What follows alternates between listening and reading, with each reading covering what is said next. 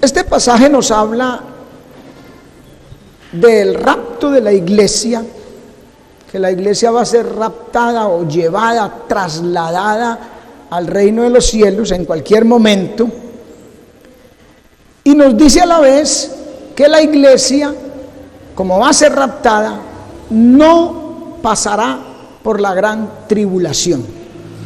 Tribulación que viene para este mundo, la hora de la prueba, para probar a los que moran sobre la tierra. Viene en cualquier momento. Amén. La iglesia no pasará por esa tribulación. Y traemos esto porque vamos a mirar en esta mañana. Son varias, pero no podríamos verlas todas en un solo momento, en un solo culto. Varias teorías que la gente tiene acerca del tiempo del rapto en el que va a ser trasladada la iglesia. Hoy vamos a ver una teoría que habla del traslado después de la tribulación, cosa que de antemano estamos diciendo que no es así. Pero nosotros aprenderemos que no es así y que es antes de la tribulación a través de este estudio, porque vamos a mirar en las escrituras lo que la palabra de Dios dice. Amén. Solo que hay gente, mucha gente, que dice que el rapto va a ser después de la tribulación. Otros que va a ser en medio de la tribulación. Otros que va a ser después del milenio. Y hay muchas teorías.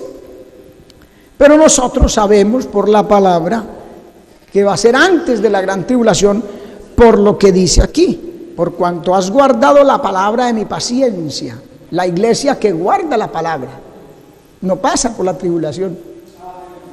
La que no la guarda sí pasará por la tribulación. Amén. Entonces dice: por cuanto has guardado la palabra de mi paciencia, yo también te guardaré de la hora de la prueba que ha de venir sobre el mundo entero. Esa es la promesa de Dios. Si usted y yo guardamos la palabra, Él nos guarda de esa tribulación. Por eso en Isaías capítulo 26 dice: anda, pueblo mío, escóndete tus aposentos, cierra tras ti tus puertas, entre tanto que pasa la ira y la indignación del Todopoderoso. En ese tiempo que va a haber tribulación y angustia sobre todo ser humano, la iglesia va a estar ya en el cielo, porque el rapto es antes. Amén. Y para eso trae Dios esa tribulación, para probar a los que moran sobre la tierra. Amén. Entonces esta teoría sostiene que la iglesia continuará en la tierra hasta la segunda venida de Cristo, al fin de este presente siglo. Tiempo en el cual la iglesia será trasladada en las nubes para, oiga como dicen ellos, la iglesia será trasladada en las nubes para encontrarse con el Señor que viene en el aire, en su descenso de la tierra al cielo. O sea, en el capítulo 19, cuando ya la iglesia, ya el Señor viene, y usted lo puede leer, que dice que viene con la iglesia. Pero ellos dicen que no, que la iglesia raptada en ese momento se encuentra en las nubes con el Señor y descienden juntos a la tierra. Esa es la teoría de ellos, para llegar inmediatamente con Él aquí a la tierra, por lo que los cristianos de esa generación estarán expuestos a la tribulación en el tiempo del anticristo. Eso es lo que dice la teoría. ¿Cuáles son los argumentos? ¿En qué se fundamentan o en qué se basan? Porque ellos se basan supuestamente en la palabra. Los que coinciden con esta teoría dicen que están fundamentados o basados en la palabra. Bueno, primero hay que considerar que esta teoría está basada más bien en negaciones. La negación del dispensacionalismo, por el hecho de decir que el rapto es después de la tribulación, se está negando el orden dispensacional que Dios muestra o enseña en su palabra. Hay unos periodos de tiempo o dispensaciones muy claros y definidos en la Biblia. Esto los niega. Amén. Que es la única manera de colocar la iglesia en ese periodo de tribulación que se llama el tiempo de angustia para Jacob. Así lo llama la Escritura. Tiempo de angustia, de tribulación para Jacob, o sea, para Israel. La tribulación no es un trato de Dios con la iglesia, es con Israel y las naciones gentiles. Entonces sacan de dispensación ese acontecimiento. Jeremías 37 lo dice: cuán grande es aquel día, tanto que no hay otro semejante a él. Tiempo de angustia para Jacob, pero de ella será librado. Israel va a ser probado allí, pero Dios va a librar a los que le esperen o a los que crean en él. Segundo, esta teoría descansa sobre una negación de las diferencias entre la iglesia e Israel. ¿Ve? Dios trata con Israel en un tiempo y de una manera diferente al trato con la iglesia, que es en otro tiempo y en otra manera diferente. Entonces, al decir que la iglesia pasa por la tribulación, es igualar la iglesia con Israel, o que los tratos de Dios para con estos dos grupos son igual, y no es así. De hecho, Israel está escondido, en suspenso, digámoslo, durante todo este periodo de la gracia, porque Dios está tratando es con la iglesia. Y cuando la iglesia sea raptada, comenzará nuevamente a tratar con Israel. Amén. A su nombre, gloria. Mire Romanos capítulo 11, verso 25 dice: porque no quiero, hermanos, que ignoréis. Mire que el Señor sabe cómo dice las cosas. Es que a veces se ignora estas cosas y por eso se entran en esos errores. Mire, porque no quiero, hermanos, que ignoréis este misterio, para que no seáis arrogantes en cuanto a vosotros mismos, que le ha acontecido a Israel. Endurecimiento en parte hasta. ¿Sí ven? Endurecimiento, ahí queda quieto. ¿Hasta cuándo? Hasta que haya entrado la plenitud de los gentiles. Hasta ese tiempo, hasta que se cumpla, se ajuste el número de gentiles que van a conformar la iglesia y se la lleve el Señor al cielo. Hasta ahí está Israel quietico. Y dice: y luego, todo Israel será salvo, como está escrito: vendrá de Sión el libertador, que apartará de Jacob la impiedad. Amén. Muy claro. Es que la palabra es así, muy clara. No a pie a que sea malinterpretada, solo que la gente la quiere malinterpretar. Por eso también está lo de las 70 semanas, que dice: 70 semanas están determinadas sobre tu pueblo y sobre tu santa ciudad. Muy claro, hay un trato muy diferente de Dios con Israel, diferente al trato de Dios con la iglesia. 70 semanas están determinadas sobre tu pueblo y sobre tu santa ciudad. Y esa última semana, la tribulación, es la última semana de esa profecía. Entonces, una semana que está determinada también solo para Israel y el pueblo y la ciudad de Israel. Amén. Y también nos habla la Biblia de la supremacía gentil en los tiempos de los gentiles. Todo tiene un lugar, un tiempo y una manera en la Biblia de cómo Dios trata con Israel y cómo trata con la iglesia. Entonces, meter a la iglesia en la tribulación es negar el dispensacionalismo y es negar que Dios trata diferente con cada grupo. Amén. Tercero, también sobre una negación de la enseñanza de la Escritura acerca de la naturaleza y propósito de esa tribulación. ¿Cuál es la naturaleza y cuál es el propósito? La misma Biblia habla de que es un tiempo de ira, ¿sí o no? De juicio. Es un tiempo de indignación de Dios. Es un tiempo de prueba y de angustia, de terror, hermano, de destrucción de la tierra. Usted lee en Apocalipsis, hermano, los terremotos, las aguas convirtiéndose en sangre, un montón de juicios que van a destruir parcialmente la tierra. Amén. Declara que el propósito divino es derramar juicios por causa del pecado de la humanidad. Amén. Entonces se tiene que negar esto al colocar la iglesia en ese periodo, porque Dios le ha prometido a la iglesia que la va a guardar. Entonces, si la va a guardar, ¿por qué la va a meter por la tribulación? Había una contradicción ahí.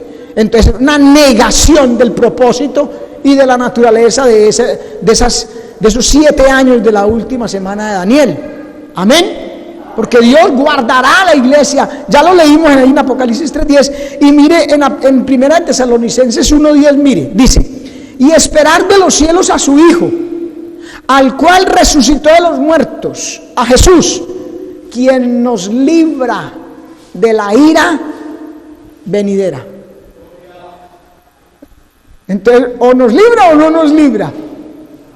Amén. Cuarto, esta teoría niega el cumplimiento futuro de la profecía de las 70 semanas. Si la iglesia pasa por la tribulación, entonces ya dijimos, está cambiando, negando el propósito y la naturaleza, está negando que ese tiempo es de trato con Israel, y está negando que ese es el cumplimiento de la semana número 70 de la profecía de Daniel. Amén. A su nombre, gloria. Entonces es aplicarle, además tener que aplicarle pasajes de la Escritura que tratan del programa de Dios para Israel, aplicárselos a la iglesia. Lo que no se puede hacer. No sería una interpretación fiel de las Escrituras. Ahora sí, ¿cuáles son los argumentos que ellos utilizan? Primero está el argumento histórico. Su posición es que la doctrina del traslado antes de la tribulación es relativamente nueva. Según ellos dicen que eso no es de la Biblia, sino que eso fue un tiempo después que surgió, más específicamente en el siglo 1800. Ya enseguida les digo por qué. Dicen que es una doctrina relativamente nueva, pero nosotros debemos de tener muy en cuenta que la revelación de Dios es progresiva. Amén. Dios no la da toda de un momento. Si usted mira la historia de la Reforma, en los días de la Reforma, que Dios le reveló a Martín Lutero que el justo por la fe vivirá, y empezó a enseñarse la doctrina de la justificación. ¿Sí o no? Y la iglesia prácticamente se centró en la salvación por la fe. Pero en ese tiempo todavía se bautizaban niños. Esa práctica fue más adelante, porque Dios fue revelando poco a poco, progresivamente. Amén. Llama a los hombres a la inquietud cuando Martín Lutero clava esas 95 tesis allí en la Basílica de Wittenberg, en Alemania. Y entonces la gente empieza a inquietarse por estudiar la palabra, pero claro, empiezan con lo que Martín Lutero habló. El justo por la fe vivirá, y empieza la doctrina de la salvación, de la justificación por fe, de la elección, etcétera. ¿Sí? Más adelante se empezaron a revelar cosas como esta. Más adelante se entendió que el rapto, que la venida del Señor no era un solo acontecimiento así de ipso facto y que llegó Cristo y ya. No. Dios fue revelando al transcurrir del tiempo y de que la gente estudiaba en la palabra, porque es que la palabra Dios la revela por iluminación, lo ilumina a sus hombres, así como inspiró a sus hombres, a profetas y maestros o apóstoles, así también ilumina ahora para que entiendan lo que aquellos escribieron. Amén. Entonces por eso la revelación de Dios es progresiva, no la da así de momento. Entonces cae esa idea de que es que, no, es que el rapto es una doctrina nueva. No, eso está en la palabra y lo vamos a ver. Entonces, que la doctrina de la justificación por la fe, que no fue una respuesta a esta primera posición de ellos, del argumento histórico, que es una doctrina nueva, tenemos varias respuestas a eso. Mire, primero, la doctrina de la justificación por la fe no fue claramente enseñada sino hasta el tiempo de la Reforma. ¿Sí o no? Entonces también pudiéramos decir que es nueva, de 1517 en adelante. Amén. Entonces la falta de discernir la palabra antes de eso no hace que sea una doctrina que no estuviese en la palabra de Dios. Segundo, la iglesia primitiva vivió en la fe de un retorno inminente de Cristo. Y yo quiero que usted quede bien claro y guarde en su disco duro esa palabrita inminente. ¿A qué se refiere o qué es el hecho de que el retorno de Cristo sea inminente? Algo inminente es que no se espera.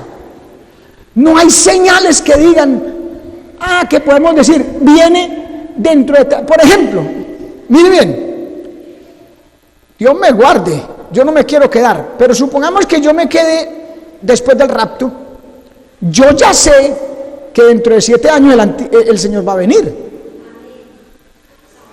Entonces para mí esa segunda venida no es inminente, porque yo ya la sé. Yo ya sé por la palabra que dentro de 7 años va a venir y que hay unas señales, que se va a reconstruir el templo de los judíos, que va a haber terremotos, todo lo que la Biblia me está mostrando, ya sé que va a ocurrir. Inmediatamente el Señor se lleva a la iglesia y yo me quedé, entonces esas cosas yo ya las voy a ver, entonces no es inminente para mí esa segunda venida.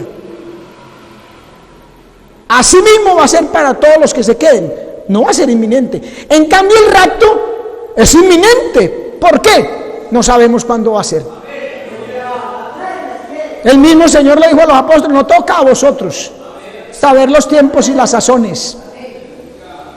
Por eso es que cuando usted lee versículos de la venida de Cristo, si ese versículo tiene un carácter de inminencia, de que es inminente, o sea, que es sorpresivo, que no se espera, que no hay señales, que pueden haber síntomas, pero no hay señales, entonces ese versículo le está hablando es del rapto y no de la segunda venida.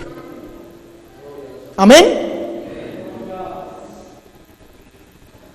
Bueno, entonces la Biblia nos muestra que la iglesia primitiva vivió en la fe de un retorno inminente, de que podía regresar en cualquier momento. Amén. El traslado antes de la tribulación es la única forma de ser consecuentes con esa inminencia. Si el traslado es después de la tribulación, entonces no es inminente. ¿Sí o no? Ya lo ejemplizamos. No sería inminente. Otra respuesta a esa teoría de que es relativamente nueva esta profecía. En cada época de la iglesia se ha vivido una controversia doctrinal en particular. Si usted examina la historia de la iglesia, usted se va a dar cuenta que hubo discusiones o hubo contienda, controversia doctrinal en algunos aspectos. Por ejemplo, el que más llenó, ya lo dijimos, el que más llenó los tiempos de la Reforma fue la justificación por la fe, la salvación por la fe, la doctrina de la elección, etc. Amén. Ha llegado a ser objeto de discusión, de revisión y de formulación muchas doctrinas en diferentes tiempos para que pueda ser aceptada por la iglesia. Por ejemplo, hubo un tiempo que se centró en la doctrina de la Trinidad. No se habló de otra cosa. Los herejes y la iglesia y todo el mundo no hablaba sino de que no, Dios es trino, no, que no lo es, que Cristo vino en carne, no, que no vino, que Cristo es Dios, que no es Dios. Y eso fue un tiempo fuerte, hermano, que se trató solo de esa doctrina. Hasta que primero se discute, entonces se revisa frente a la palabra y después se formula. Por eso, ahí es que nace la palabra Trinidad. Porque en el Concilio de Nicea se unió la iglesia para aclarar y para decir que este pensamiento, este concepto es hereje, este es el verdadero, esto es lo que la Biblia dice. Se apoyaron en la palabra, obviamente, se apoyaron en el credo de los apóstoles y otras cosas para determinar y formular la doctrina de la Trinidad. Un solo Dios verdadero en tres personas. Amén. Entonces, toda la teología ha sido formulada a través de los siglos. ¿Por qué? Porque los primeros siglos, los primeros años, hubo una cantidad de herejes que metió a la iglesia en controversia. Empezaron a especular y a decir lo que a ellos le parecía. Eso está escrito también, está profetizado. Ya vimos el trigo y la cizaña, ya vimos las parábolas de Mateo capítulo 13, que se sembró una buena palabra por Cristo, pero después vino el malo y sembró mala palabra, cizaña, veneno, levadura. Amén. Entonces Dios tuvo que permitir que con el tiempo resultaran hombres que defendieran. Por eso existe una materia en la teología que se llama la apologética, que es la defensa de la doctrina cristiana, y que ya Judas había advertido que contendáis ardientemente por la fe una vez dada a los santos. Tenía que ser así. Amén. A su nombre gloria. Entonces, siempre ha habido la formulación por todos los siglos, y no fue sino hasta el siglo pasado, antepasado ya, que el campo de la escatología llegó a ser un punto de atención y del pensamiento de la iglesia.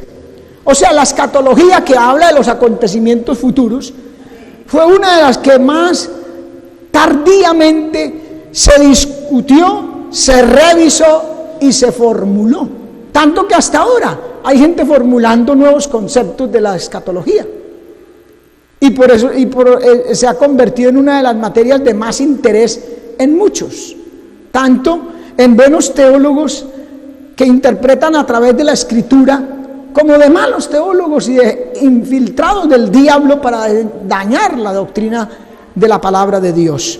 Amén. Entonces, primero viene la teología propia. Eso fue de las primeras cosas que se discutió, ya lo vimos. La teología propia, que es la doctrina cristiana de Dios, y especialmente la doctrina de la Trinidad. Las controversias monárquica, arriana, macedonia, de los siglos III y IV. Arrio es uno que se inventó eso de que Jesús es solo. Eso no es de ahora. Ahora le dieron otro nombre diferente, pero eso fue Arrio. Sabelio, el sabelianismo también. Y ahí surgieron una cantidad de doctrinas y de denominaciones y sectas, porque eso parte de allá de los primeros siglos. Luego vino la antropología. Ya dejaron eso de la doctrina de la Trinidad, o sea, la doctrina de Dios, la teología propia, y viene la antropología, que se centra, o su interés cambia de Dios al hombre. Ahora es el hombre el que interesa. Amén. Si tiene libre albedrío o no, por decir algo. Después la iglesia entra en esa larga serie de controversias conocidas como cristología. Ya se enfocaron solo en Jesús, que no vino en carne, que sí vino la nestoriana, la eutiquiana, la monofascista, la hasta maluco de pronunciar, monotelita del siglo V al VII. O sea, una cantidad de doctrinas o formulación de conceptos que tienen que ver con Cristo. Y el turno le tocó a la soteriología. Esa es la palabra técnica de la teología para referirse a la salvación. La soteriología. Amén. Que los reformadores, con la aplicación de la doctrina de la redención, ese fue el tiempo de la reforma que ya les había dicho. Había cierta escatología en la iglesia primitiva, claro que sí, siempre ha existido, pero no se concebía teológicamente como materia de estudio teológico. Había cierta escatología mítica en la iglesia medieval, imagínense el oscurantismo religioso, una escatología del cielo, del infierno y del purgatorio, que por eso salió Tetzel por allá diciendo que para que el alma de su familiar salga del purgatorio para el cielo, eche una moneda aquí y cuando la moneda suene aquí en el cofre, apenas suene, ¡pum!, el alma sale para el cielo. Dios mío bendito por el dinero, por la amor al dinero que no se hace. Amén. Y lo triste, hermano, es que hay incautos que se tragan esos cuentos. Hay más de uno, así se enriqueció la iglesia católica. Todas las monedas, hasta las morrojotas de 1000, si existían en ese tiempo. Amén. Entonces había una cierta escatología en ese tiempo, sí, del infierno, del cielo, el purgatorio, en fin. Pero los reformadores no le dieron mucha importancia. Amén. Tuvo que ser Dios el que despertara ese interés de la escatología, sucedido por algo que lo llama la historia los hermanos de Plymouth, ciudad de Inglaterra. Y eso, si nos queda tiempo, les leo un pequeño resumen histórico al final. Los hermanos de Plymouth.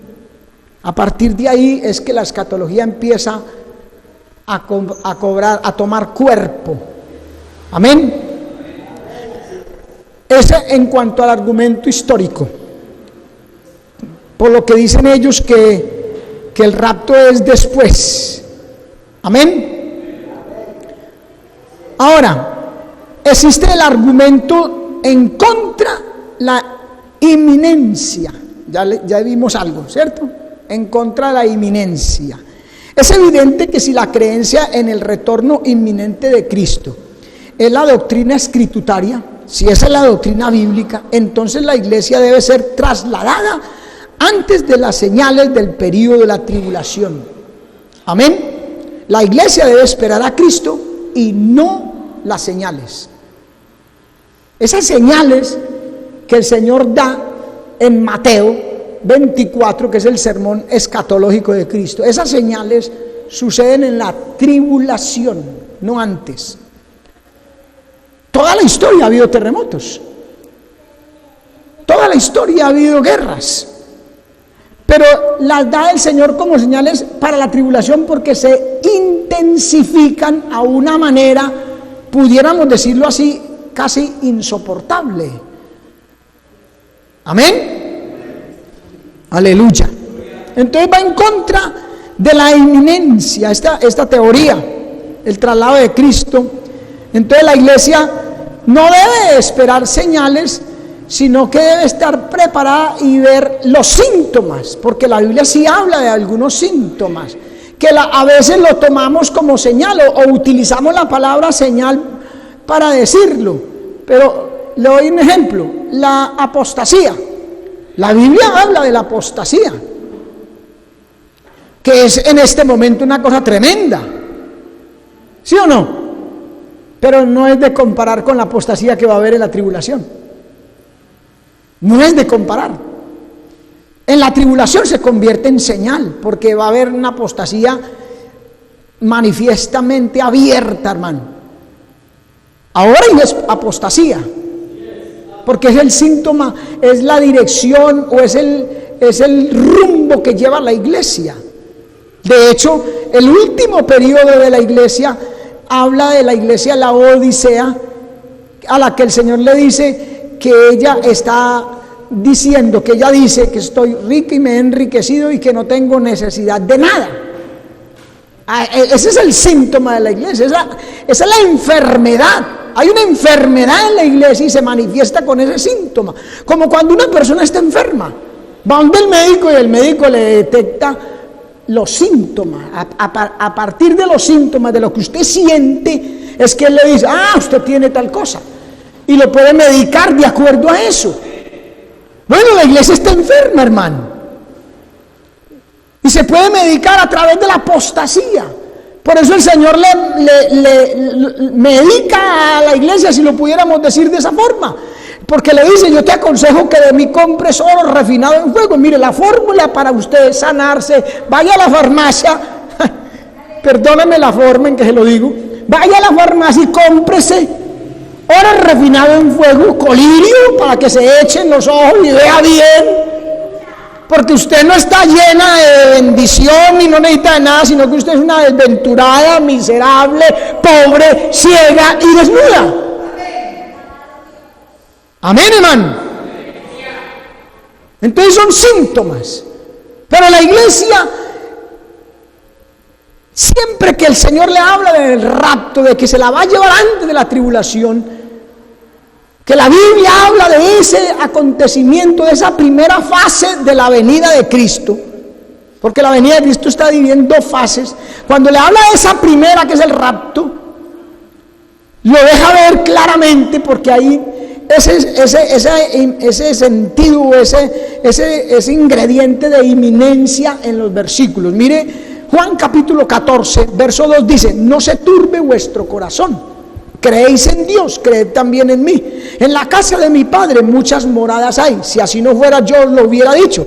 Voy pues a preparar lugar para vosotros. Y si me fuere y os prepararé el lugar, vendré otra vez y os tomaré a mí mismo, para que donde yo esté, vosotros también estén.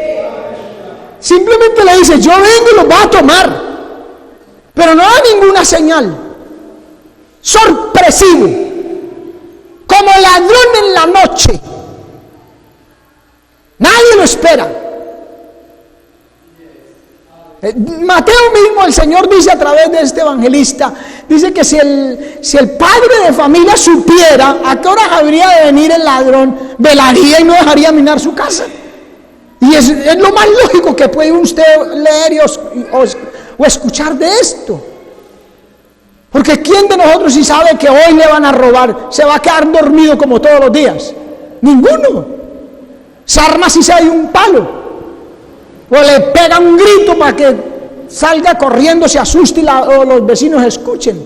Algo hacemos, ¿verdad? Cuando sabemos que va a venir.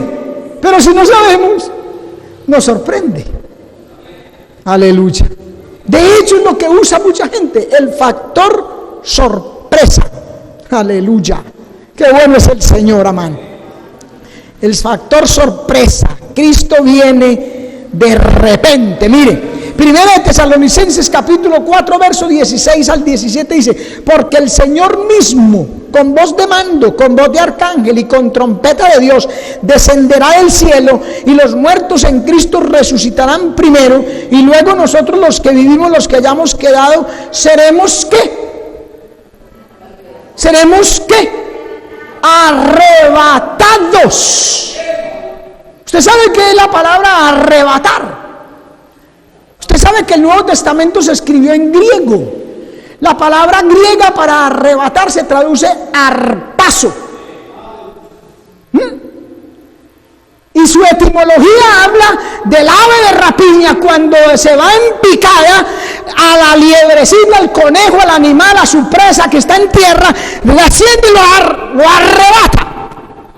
Sin previo aviso, el pobre animal no se dio cuenta, sino que estaba en las patas del ave. Así será el rapto. ¡Pum! subimos, sin previo aviso. Amén. Seremos arrebatados juntamente con ellos en las nubes, con los que han resucitado, para recibir al Señor en el aire, y así estaremos siempre con el Señor. Esa primera fase, el Señor no viene hasta la tierra, cosa que los versículos que se refieren a la segunda venida dicen que viene a la tierra y pone sus pies sobre el monte de los olivos.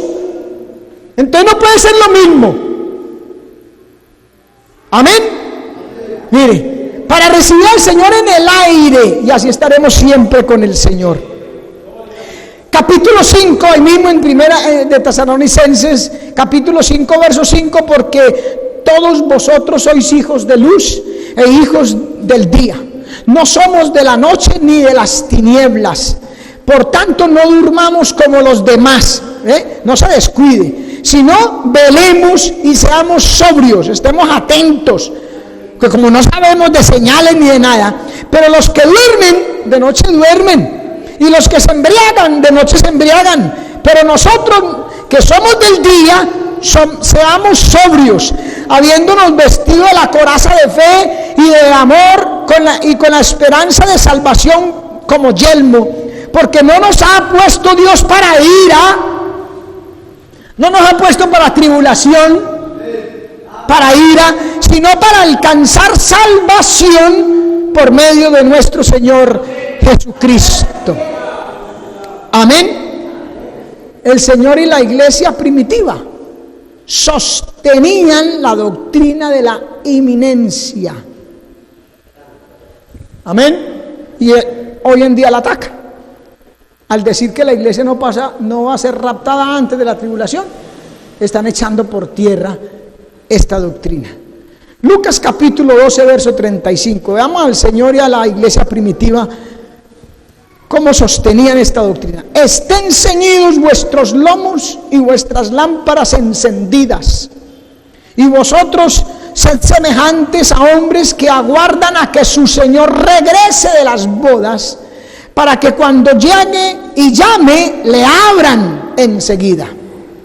Bienaventurados aquellos siervos a los cuales su Señor, cuando venga, halle velando. De cierto os digo que se ceñirá y hará que se sienten a la mesa y vendrá a servirles. ¿Sí ve? Mire que tiene ese sabor, ese ambiente de inminencia, hermano. Amén, hermano. Bueno, ahora el argumento de la promesa de tribulación. Según estos expositores, los que dicen que el rapto será después, entonces dicen que hay una promesa de tribulación para la iglesia, que por eso es que va a pasar por la tribulación. Y mírenlo cómo lo sustentan. Lucas 23, 27 dice: pero Jesús, vuelto hacia ellos, les dijo: hijas de Jerusalén, no lloréis por mí, sino llorad por vosotros mismas y por vuestros hijos, porque aquí vendrán días en que dirán: bienaventuradas las estériles y los vientres que no concibieron y los pechos que no criaron. Entonces comenzarán a decir a los montes: caed sobre nosotros, y a los collados: cubridnos. Esa misma frase está en Apocalipsis capítulo 6. Cuando se abren los sellos, entonces la gente, dice la Biblia, que la gente se meterá en las cuevas y le dirán a los montes: caer sobre nosotros. Pero resulta que ya dijimos que la gran tribulación es un trato con Israel. Y aquí el Señor Jesucristo específicamente dice: hijas de Jerusalén, hijas de Jerusalén. Está señalando que esto que va a hablar es para los judíos, y en el tiempo de la tribulación, no es para la iglesia. Eso no es una promesa de tribulación para la iglesia. Amén. Mire, hijas de Jerusalén. Amén, hermano. También tiene una aplicación a corto plazo, porque se está refiriendo el Señor cuando Tito Tito, el emperador romano, iba a invadir a Jerusalén y la iba a destruir. Que el Señor ya sabía eso y les había hecho que no quedaría piedra sobre piedra del templo. En la tribulación el templo no se va a destruir, antes se va a reedificar. Se tiene que reedificar, ¿sí o no?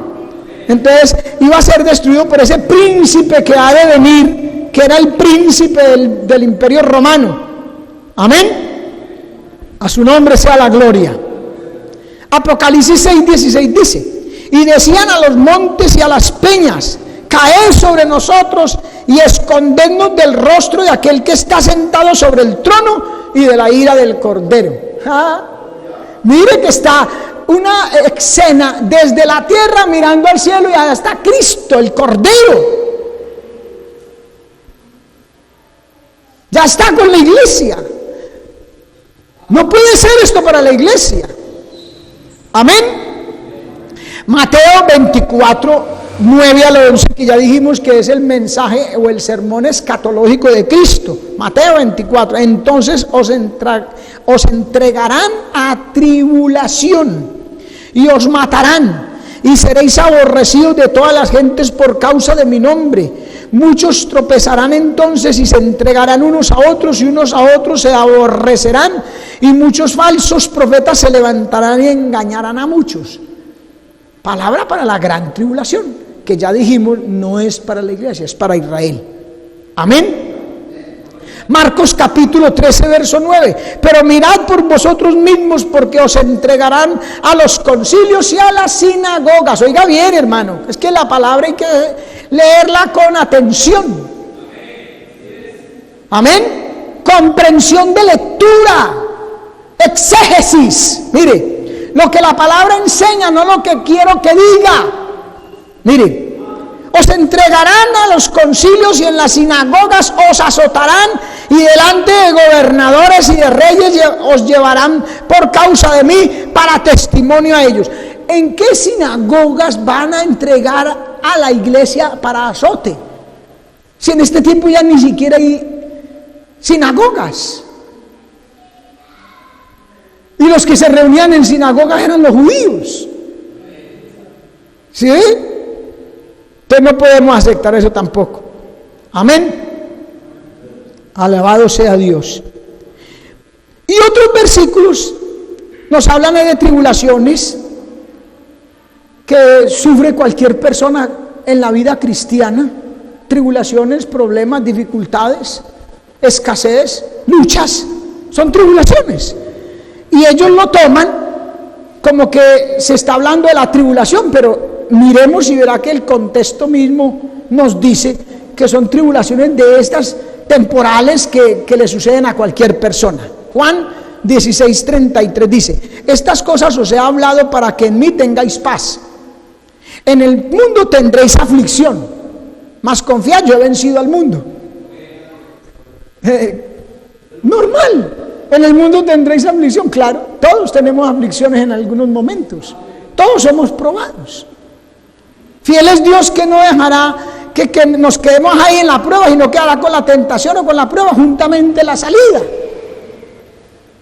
Esa no es la tribulación de la semana número 70 de Daniel. La tribulación, esto es una tribulación, no la tribulación. Amén, hermano. Juan capítulo 15, verso 18 dice: si el mundo os aborrece, claro, por ser solamente, vea, a usted, por el mero hecho de pasar con una Biblia, no faltará quien lo aborrezca, quien lo critique, quien lo señale, quien quiera hacerle mal. Vea, si el mundo os aborrece, sabed que a mí me ha aborrecido antes que a vosotros. Si fuerais del mundo, el mundo amaría lo suyo. Pero por cuanto no soy del mundo, antes yo os elegí del mundo, por eso el mundo os aborrece. Eso nos trae tribulación, pero no es la tribulación. Amén. A su nombre, gloria. Ese es otro argumento que queda desechado. Argumento del cumplimiento histórico de la profecía de Daniel 9, 24 al 27, o sea, la profecía de las 70 semanas. Esta gente dice que esa número 70 no es la tribulación y que la iglesia va a pasar por ahí normal, que porque ya esa profecía de las 70 semanas ya se cumplió en el pasado. Por eso habla del cumplimiento histórico. No es el argumento histórico que vimos al principio, sino el cumplimiento histórico de esta profecía. Se sostiene que la profecía se ha cumplido totalmente en el primer siglo. Mire, que no hay vacíos entre las semanas 69 y 70, y nosotros sabemos que lo hay.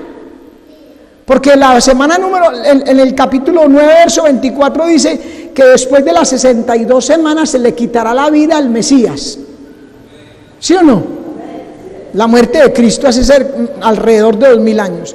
Y después dice, punto aparte, verso 26, punto aparte, el 27 dice, y en otra semana.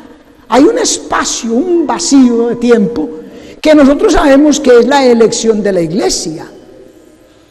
¿Sí o no? Pero ellos sostienen que no hay vacíos entre la semana 69 y la 70 de la profecía. Se dice que la última semana comenzó con Juan el Bautista, oiga bien, mire bien, que empezó con Juan el Bautista, y viendo que la misma profecía dice que la última semana es después de que le quiten la vida al Mesías, cuando Juan el Bautista todavía no hayan matado a Cristo, primero lo mataron a él. Entonces dicen que empezó con Juan Bautista. De acuerdo con esa teoría, llega a ser el que confirma el pacto y el periodo de su ministerio, que se cumplieron las 6 grandes promesas del versículo 24. Y ahí es donde hay un punto bien tremendo y bien claro que nos ayuda a nosotros a entender esto. En el verso 24 se habla de unas promesas que se dan concerniente a Israel en el milenio. Y dice, la profecía misma dice, 70 semanas están determinadas sobre tu pueblo y tu santa ciudad, o sea que es para los israelitas, ¿cierto? Entonces dice que esa nación, para terminar, para cuando empiece, o cuando más bien cuando terminen las 70 semanas, entonces se va a acabar la prevaricación, lo dice el verso 24, va a acabarse, se le va a poner fin al pecado, se va a expiar la iniquidad, se va a traer la justicia perdurable, se va a sellar la visión y la profecía, y se va a ungir al santo de los santos, o sea, se va a poner a Cristo por rey. Entonces, si esa profecía se cumplió en la primera, allá después en el año, después de Juan Bautista, en esos días, si se cumplió ya, ¿a dónde se terminó la prevaricación? A ver dónde se le puso fin al pecado, si todavía está por aquí. Hay más pecado ahora, yo creo, pudiera decir. Amén. Y esto que es más tremendo, a ver a Cristo, al santo de los santos, ungido como rey. A ver, ¿dónde está en Jerusalén ungido como rey? Mire bien, amén. Son promesas que todavía no se han cumplido en Israel, ni tampoco en los demás gentiles, en la humanidad. Eso no se ha cumplido. Y el Señor dijo, 70 semanas están determinadas sobre tu pueblo, sobre tu santa ciudad, para eso. O sea, están determinadas 70 semanas de años, o sea, 490 años, que se cumplan, y entonces se va a sellar la profecía, la visión, y nosotros todavía estamos aquí como en la profecía. ¿Me entiende, hermano? Entonces, por tierra ese argumento del cumplimiento histórico de esta profecía. Primera respuesta a ella. Mirando el contexto de los versos 26 y 27, el príncipe que ha de venir se refiere al príncipe romano del pueblo de donde procede ese príncipe del imperio romano, el pueblo que destruyó la ciudad del santuario. Ese no puede ser Cristo. Amén. Segundo, el Señor en Mateo 24:15 habla de un cumplimiento a un futuro de la profecía de Daniel después de su muerte. El mismo Señor Jesucristo en Mateo, ya mucho rato después ya había muerto Juan Bautista, está hablando del cumplimiento futuro. Cuando veáis la abominación desoladora de la que habló el profeta Daniel, cuando veáis Y mire a ver si se ha visto en la historia de Israel después de eso, algo como lo que hizo Antíoco Epífanes en el templo de Jerusalén, que a eso es que se refiere Daniel con la abominación desoladora, que Antíoco Epífanes sacrificó una cerda en el altar de Jehová.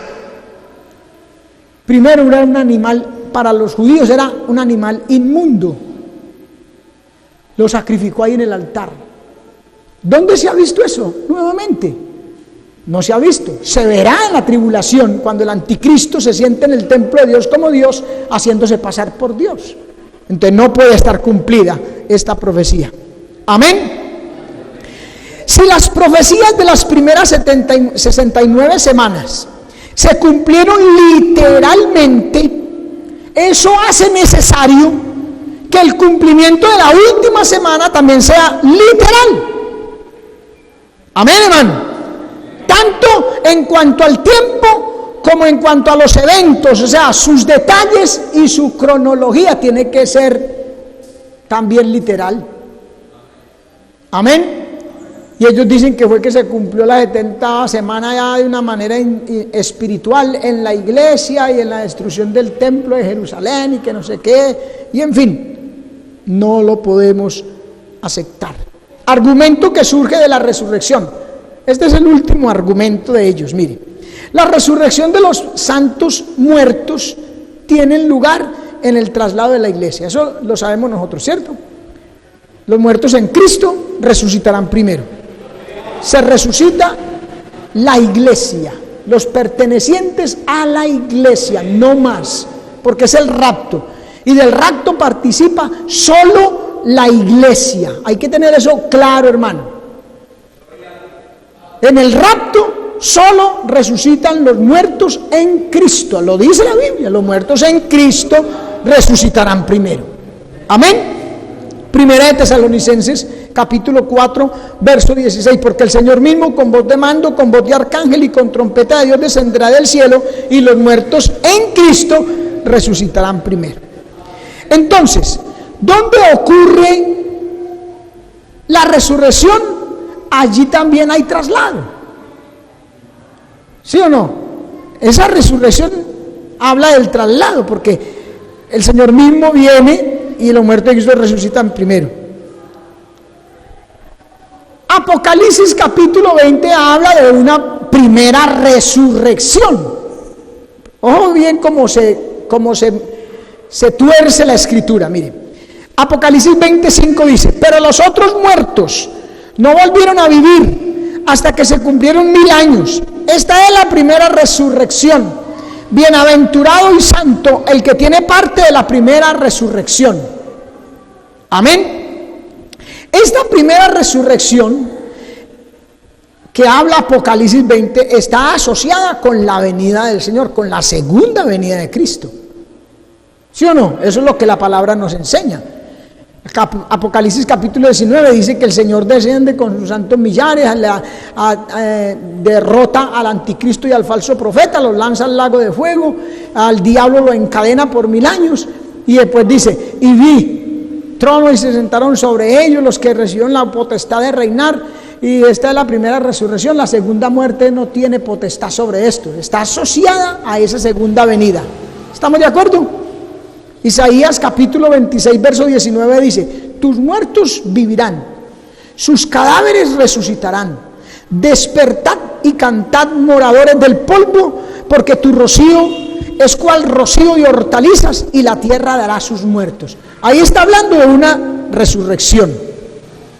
Amén. Entonces, la conversión de Israel, cuando viene Cristo y se va a inaugurar el milenio, el reinado de Cristo sobre la tierra,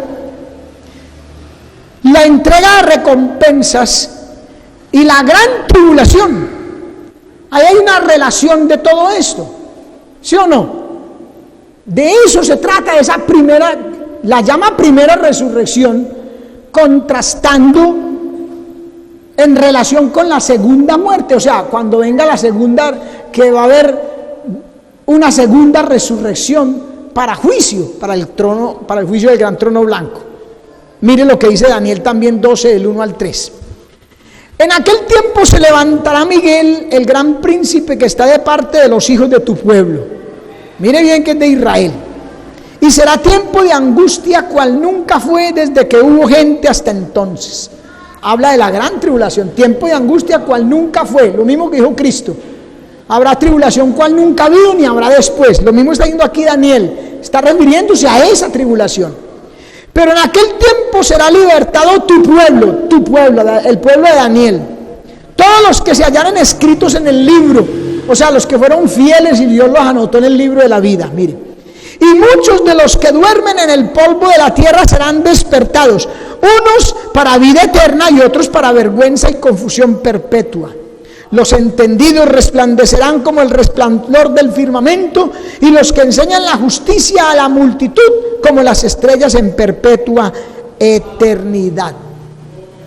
Entonces, los partidarios de ese argumento dicen, de acuerdo a todos estos versículos, que las escrituras del Antiguo Testamento prueban que la resurrección de los santos del Antiguo Testamento ocurrirá cuando Cristo se manifieste un poco antes del reino milenario. Ahí hay verdad. Porque es que una mentira, si es todo mentira, muy difícil que la gente la crea. Pero si se le inyecta un poquito de verdades, más fácil la creen. Aquí hay verdad. Amén, hermano. Pero ellos siguen argumentando y dicen, entonces la resurrección de la iglesia exige que el tiempo del traslado sea después de la tribulación. ¿Sí ve la maña? La astucia. Entonces dicen que esa resurrección de la iglesia es igual a la resurrección de los santos del Antiguo Testamento y de los que mueren en la tribulación. Que porque en Apocalipsis dice, esta es la primera, bienaventurado y santo el que tiene parte en la primera resurrección. ¿Ve? Pero resulta que la resurrección de los santos del Antiguo Testamento no coincide con la resurrección de los santos del rapto. No es lo mismo. No es lo mismo. Esa primera resurrección tiene también fases. Hablan la venida de Cristo. Se habla de la venida de Cristo, ¿sí o no? La segunda, refiriéndose que hubo una primera cuando vino Cristo a morir por nuestros pecados. Como hubo esa primera venida de Cristo, entonces la otra venida de Cristo la llaman la segunda, porque ya viene sin relación con el pecado. Pero esa venida que llaman segunda venida está en dos fases, el rapto y la venida al final de la tribulación. Amén. Lo mismo sucede con la resurrección de los santos del Antiguo Testamento y la resurrección de los santos del rapto de la iglesia. Está esa primera resurrección que es contrastada ya con la segunda resurrección de los impíos, por eso se habla de primera y segunda, pero esa primera resurrección también está en fases. La resurrección de los muertos en Cristo de la iglesia, que es un grupo aparte de Israel y de las naciones gentiles, y la resurrección de los santos después de la tribulación. ¿Está claro? Hay que separar la resurrección de la iglesia de la resurrección de Israel. Los santos del Antiguo Testamento son levantados después de la tribulación. Los de la iglesia no. Amén. Todo el programa de la resurrección no se realizará en un día, como lo proponen los partidarios de esta posición de que la iglesia pasa por la gran tribulación. Ellos dicen, no, es que la resurrección es una sola y todo eso va a suceder en un solo día. Imagínense, revuelven ahí las resurrecciones de todo el mundo. Amén. Interpretando mal los siguientes versículos. Juan capítulo 5 verso 28. No os maravilléis de esto, porque vendrá hora cuando todos los que están en los sepulcros oirán su voz, y los que hicieron lo bueno saldrán a resurrección de vida, y los que hicieron lo malo a resurrección de condenación. El Señor está diciendo que cuando hay una resurrección, Va a haber unos que van para la perdición y otros para la salvación. En la iglesia, los muertos en Cristo resucitarán. Los otros no, los otros son perdidos. En la primera, que llama primera resurrección de Apocalipsis 20, los leímos. Unos para ira y confusión perpetua, dice Daniel, otros para salvación. Eso es lo que está diciendo el Señor ahí en Mateo, en Juan 5:28. No está diciendo que sea una sola resurrección para todo el mundo. Juan 11:24. Marta le dijo: yo sé que resucitará en la resurrección en el día postrero. Claro que sí. Si pertenecía a la iglesia, Lázaro, que creo que sí, resucitará en el día postrero, con los muertos en Cristo. Eso no hace que haya una sola resurrección para todo el mundo. Entonces se malinterpretan esos versículos. Y otra respuesta es, el término día del Señor, o ese día, como dicen algunos pasajes, no se aplica a un periodo de 24 horas. El día del Señor, o ese gran día de la ira de Dios, no es un día de 24 horas. No. Amén. Es más bien todo un programa de eventos que incluye el periodo de la tribulación, la segunda venida y la era milenaria. O sea que el día del Señor realmente dura alrededor de 1007 años. Es como cuando uno dice, no, en esos días o en ese día yo hice tal cosa. Se está refiriendo a un tiempo. Amén. Desde la venida de Cristo en el rapto, como ladrón en la noche, ahí empieza. Ahí empieza ese gran día del Señor. Mire, desde la venida de Cristo en el rapto, como ladrón en la noche, Él viene sorpresiva inminentemente. Mateo 24:46. Pero saber esto, que si el padre de familia supiera a qué hora el ladrón habría de venir, velaría y no dejaría amenar su casa. Primera de Tesalonicenses 5:2. Porque vosotros sabéis perfectamente que el día del Señor vendrá así como ladrón en la noche. Amén. Primera de Pedro 3:10. Pero el día del Señor vendrá como ladrón en la noche, en el cual los cielos pasarán con gran estruendo y los elementos ardiendo serán deshechos y la tierra y las obras que en ella hay serán quemadas.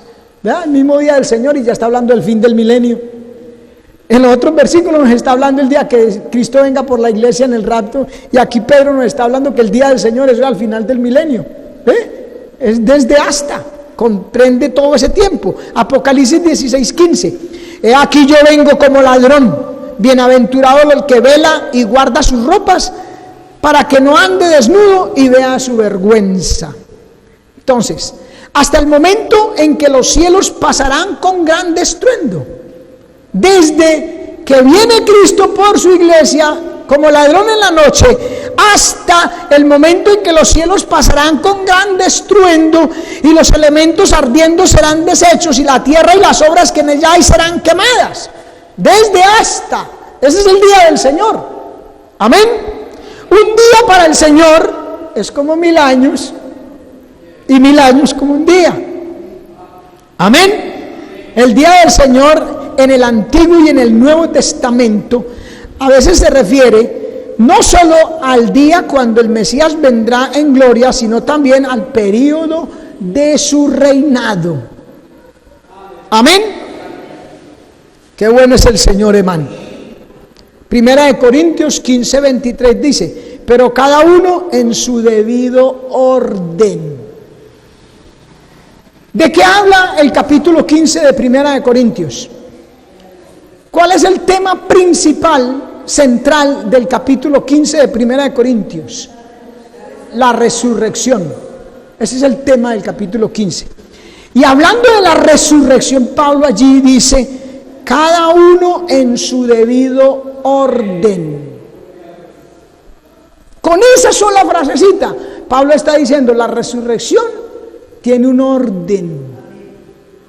Y está diciendo entonces a la vez, no es un solo acontecimiento para todo el mundo, no. Amén. Esa primera resurrección está compuesta por diferentes grupos. Primero, la resurrección de los santos de la iglesia. Segundo, la resurrección de los santos del Antiguo Testamento. Y tercero, la resurrección de los santos que mueren en la tribulación, los que se hacen matar por Cristo. Amén. Entonces, no podemos aceptar ese argumento tampoco. Aunque estos grupos son levantados en tiempos diferentes, son parte del programa de la primera resurrección y tienen su orden en ese programa. Amén. A su nombre.